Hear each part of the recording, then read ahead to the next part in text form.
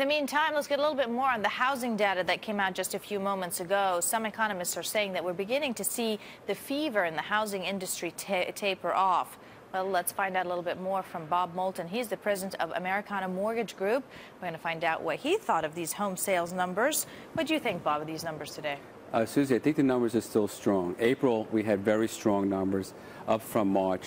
May was a little down from April, but as expected, the numbers are still showing that the housing market is still strong, and we'll see where we go for the rest of the year. Are you starting to see any cracks? Are you starting to see any signs that it is tapering off, or that at least the up arrow is going to start taking a different direction? It's really driven by interest rates. We're seeing a 10-year note under 4%, which is helping the housing market. We're seeing good income growth. We're seeing good jobs market growth.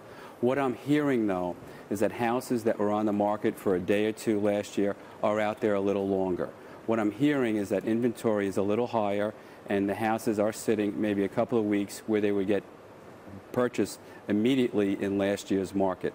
We're ahead of where we thought we would be this time when we projected numbers back in January. We thought interest rates were going to be higher. Interest rates are lower. We came off a record housing market last year.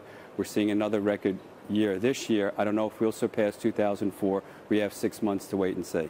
Is it possible that we could be at a point of saturation? I mean, is that a possible point to reach, given that we've got home ownership here in the U.S. at all-time record highs that we've never seen before? How do we know if everyone that's going to buy, or at least most everyone that's going to buy, has done it already, or most everyone that's going to refinance has done it already? Well, in terms of the purchase market, lenders are coming out with more creative products to help the first-time home buyer.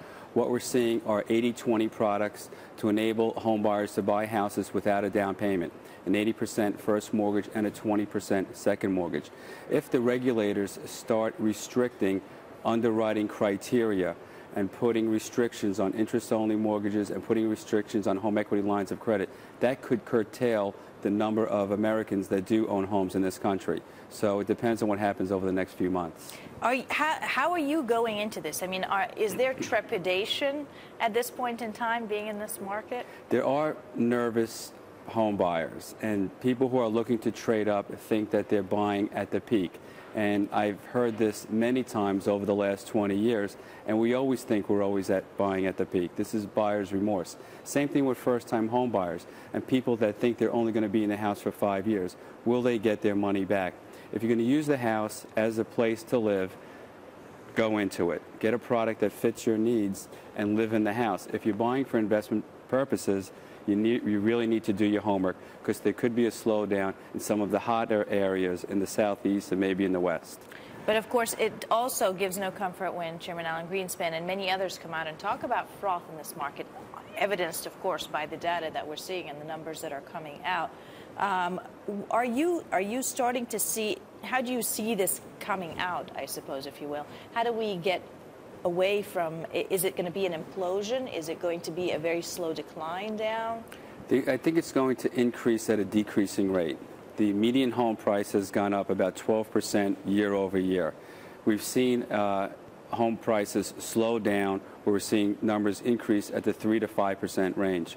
15 years ago, when we had the problem with the savings and loan institutions, we saw a flattening and a decrease of 10 to 20% in some markets. I don't think we'll see that. We might see a slowdown, we might see a flattening, but time will tell.